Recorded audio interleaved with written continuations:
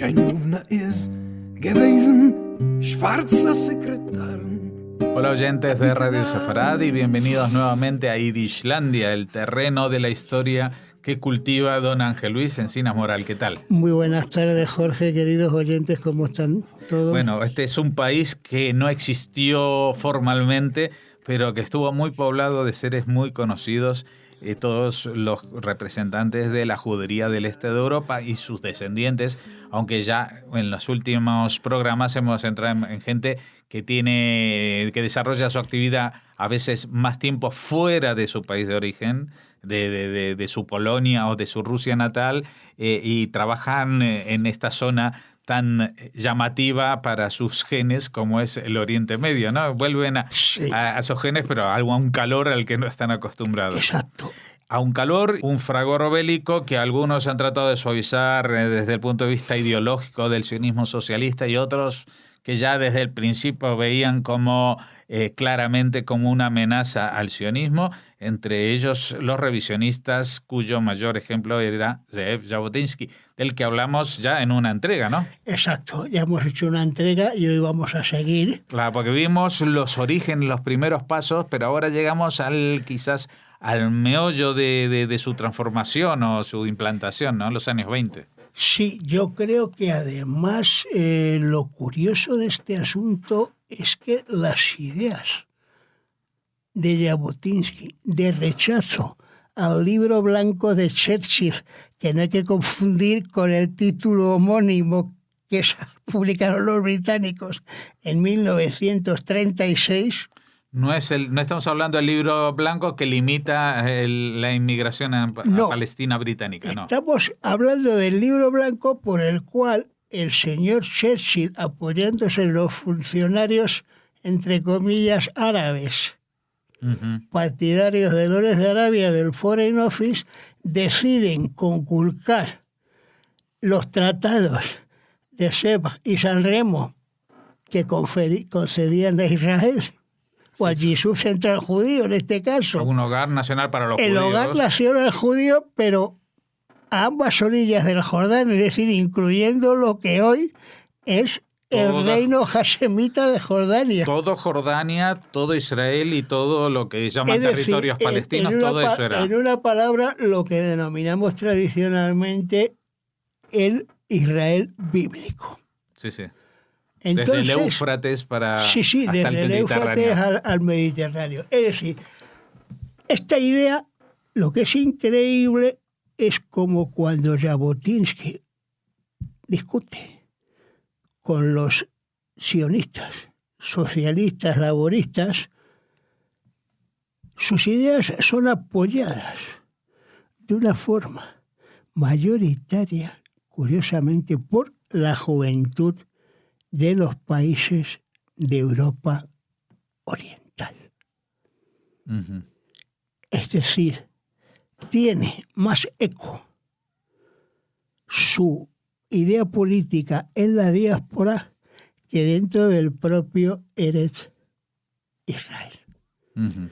Y esto es muy importante porque eso le va a llevar a crear el partido o movimiento que se llama Betar. Betar, como sabemos, es el lugar en Eretz donde combatió por última vez, si se le puede denominar así, un ejército insurrecto regular judío en la época de Shimon Bar Kokhba, es decir, en el año 135 contra las legiones romanas de Adriano. Todo esto, además, curiosamente, Jabotinsky lo va a hacer siguiendo la línea tradicional de la política rusa. Es decir, creando un periódico que se llama Raspiet o Alba Amanecer en español, a través del cual se van a reunir sus principales partidarios que van a constituir la redacción y se va a convertir en el órgano político del movimiento Betar. Los laboristas van a tachar las ideas de Jabotinsky de ser directamente fascistas. Estamos hablando justamente de los mismos años en que está surgiendo el movimiento fascista en Italia. Ni siquiera todavía se ha inventado el nazismo. No, es decir, pero es curioso cómo ya en el año 25 sí que han aparecido ya Mussolini en el año 22 con el movimiento fascista y la marcha sobre Roma, y Hitler ha tenido también el putsch en el 23. El putsch del año 23 en la cervecería famosa de Múnich. Con lo cual, curiosamente, los socialistas, los laboristas o sionistas de izquierda le llaman a Jabotinsky Duce o Vladimir Hitler. Y Jabotinsky lo que dice es que se están equivocando totalmente. Tanto Ben-Gurion, el autor de ese mote de Vladimir Hitler, como el resto de los socialistas, por el hecho de que afirma que su movimiento se inspira única y exclusivamente en los movimientos liberales del siglo XIX y en las ideas de crear un sionismo basado en lograr una mayoría judía dentro de Eretz Israel, a ambos lados del Jordán. Es decir, recuperando el espíritu de los tratados de Sèvres y de San Remo. Y en este sentido es muy interesante cómo también empieza a llamar a la población judía, sobre todo a la juventud de Eretz, a que se vayan organizando en una milicia para no solamente resistir ante la presión de los británicos, especialmente a partir del año 29 y 30, cuando empieza a haber los primeros grandes disturbios árabes, sino también para empezar a ir sustituyendo paulatinamente y en algunas zonas, como por ejemplo en Galilea, al Haganá, con el cual los revisionistas tienen unas discusiones muy grandes a partir del año 30, porque criticaron el papel de la Haganá durante estos disturbios con los árabes, por llamarlo de alguna manera en términos modernos de blandos.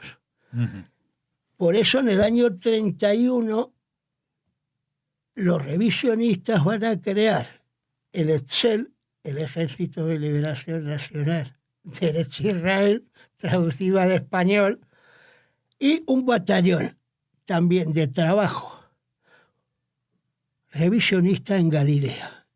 Es decir, se van centrando en los dos puntos más importantes del país. Esta época también es muy importante porque es la época en que, tras la ruptura con la Organización Sionista Mundial, Jabotinsky funda la nueva Organización Sionista, en torno a la cual, a principios de los años 30, va a reunir a 713.000 miembros de 32 países, y de la cual el propio Jabotinsky va a ser elegido presidente. A partir de este momento también el movimiento revisionista en Eretz se va a convertir en una especie de contrapeso crítico a la dirección mayoritaria del Yishuv central, y van a tener sus discrepancias, sus discusiones, porque Betar a lo que va a ir es a ir presionando y movilizando cada vez más a las masas, especialmente a los jóvenes, en manifestaciones y en grupos de defensa, igual que se estaban organizando en Europa para ir presionando tanto al mandato británico como también al cada vez más radical movimiento antijudío de las masas árabes que estallará, como sabes, otra vez de nuevo en el año 36. Y sin embargo es curioso como a pesar de las rivalidades con los laboristas, hablando del año 36, el Excel sí va a colaborar con el Haganah en acciones puntuales, como es por ejemplo la voladura de la refinería de Haifa en ese mismo año 36. Y aunque vayan a discrepar, sí que hay un principio de unidad de acción, que eso va a permitir también que se avance en muchos sentidos hacia la consecución de un Estado judío. Es decir, hay que ver en este sentido, yo me atrevo a decir, una revisión de la historia, en el sentido de que no solamente estaría la leyenda tradicional del laborismo como constructor del Estado de Israel, sino que también hay que dar una gran importancia en él a Jabotinsky y a todo un movimiento revisionista. Los años 30 también son fundamentalmente la época en que la pluma de Jabotinsky no para de escribir. Llega a publicar el conjunto de sus trabajos unas obras completas o casi completas en 19 volúmenes. Es decir, donde se analiza toda su trayectoria, no solamente como líder político, sino como líder humano. El revisionismo, podemos decir, entre comillas, que se radicaliza evidentemente a partir del año 38. ¿Y por qué digo este año? Porque ese año, como sabes, se producen, por un lado, la anexión de los Sudetes y, por otra, el Anschluss. Es decir, ya se había producido el Anschluss y la incorporación de Austria al Tercer Reich. Y en ese momento es cuando Jabotinsky reclama el hecho de que se empiecen a crear organizaciones de resistencia judía en los territorios ocupados por los nazis.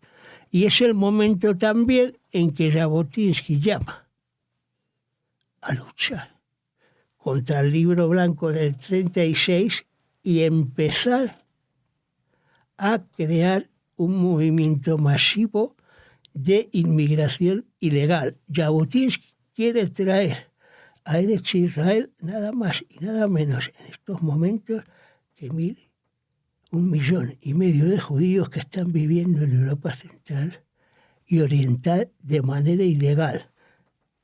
Hasta tal punto que no solamente Betar organiza la resistencia por tierra, sino que además Jabotinsky decide organizar nada más y nada menos que escuelas de formación de marinos y capitanes de buque que sean los responsables de poder traer desde Europa a todos los judíos a Eretz. Y esto lo hace fundamentalmente en la academia que monta en Civitavecchia, en Italia, no lejos de Roma.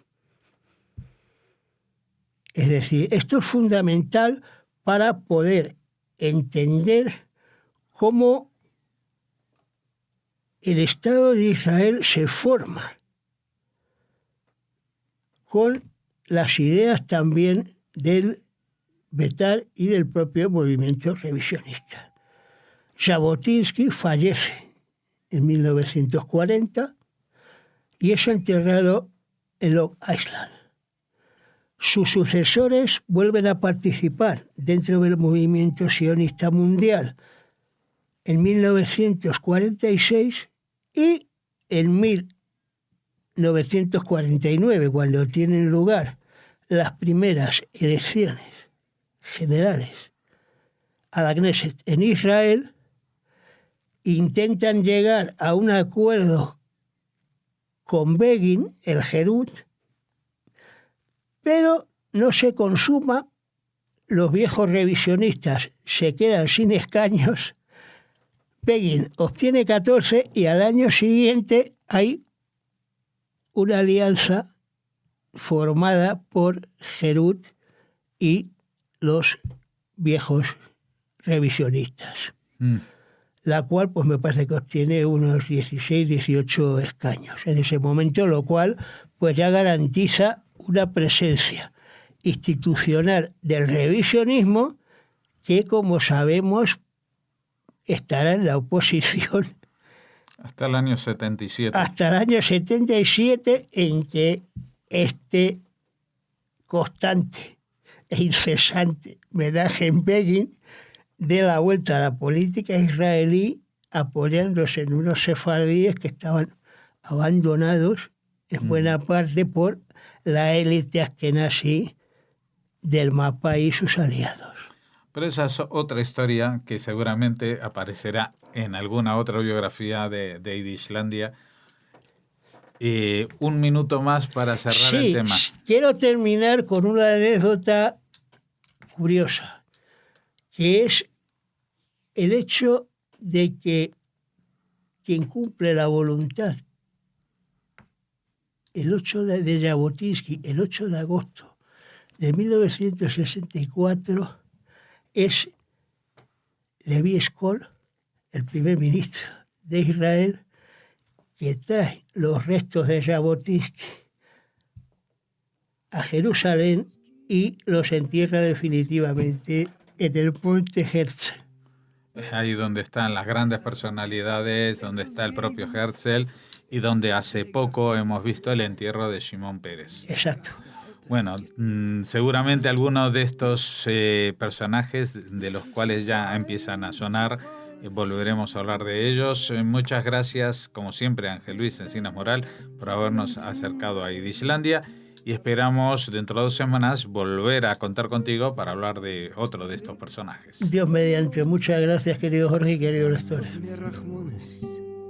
Ratte wird vom Hunger mich erzählt.